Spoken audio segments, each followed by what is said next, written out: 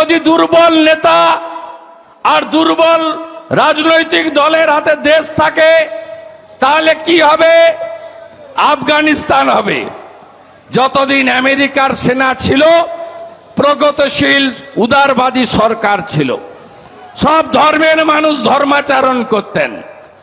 আমেরিকার ট্রাম্প চলে গেলেন, নতুন প্রধানমন্ত্রী প্রেসিডেন্ট এলেন, সৈন্য তুলে নিলেন, তালিবানরা দখল করলো।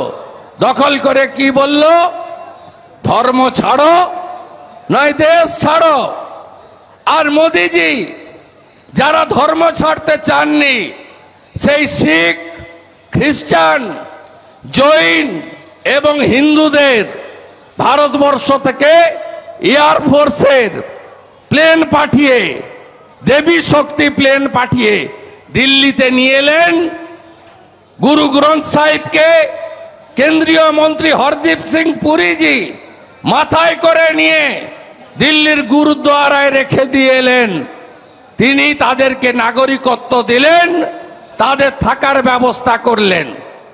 আপনারা এখানে যারা আছেন, বাংলাদেশ থেকে কেন উদ্বাস্তু হয়ে এসেছিলেন?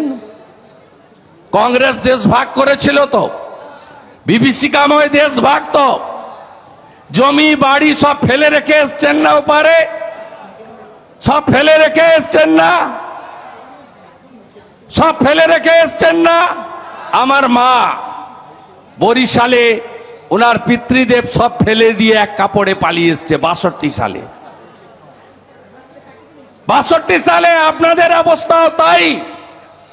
প্রভু হরিচাঁদ ঠাকুর, গুরুচাঁদ ঠাকুর 1907-8 সালে ধর্ম পরিবর্তন আটকাতে মতুয়া সমাজের সৃষ্টি করেছিলেন।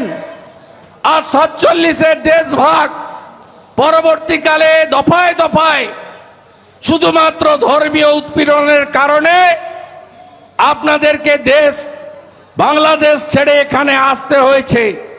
ওরা বলে, মমতা ব্যানার্জিরা বলে আপনাদের উদ্বাস্তু, আমরা বলি শরণার্থী। ভারত মাতাতে এসছেন শরণার্থী হয়ে শরণ নিতে। ভারত কেশরী শ্যামাপ্রসাদ মুখার্জি তিনি লড়াই করে পশ্চিমবঙ্গ বিধানসভায় জোট বেঁধে আমাদেরকে, পশ্চিমবঙ্গকে ভারতের সাথে রেখে দিয়ে গেছিলেন। তাই আমরা আজকে বাক স্বাধীনতা পেয়েছি, ধর্মীয় স্বাধীনতা পেয়েছি, ভোট দেওয়ার অধিকার পেয়েছি, নিজের মত প্রকাশের অধিকার পেয়েছি। ভালো লাগলে প্রশংসা করি, অন্যায় করলে প্রতিবাদ করি।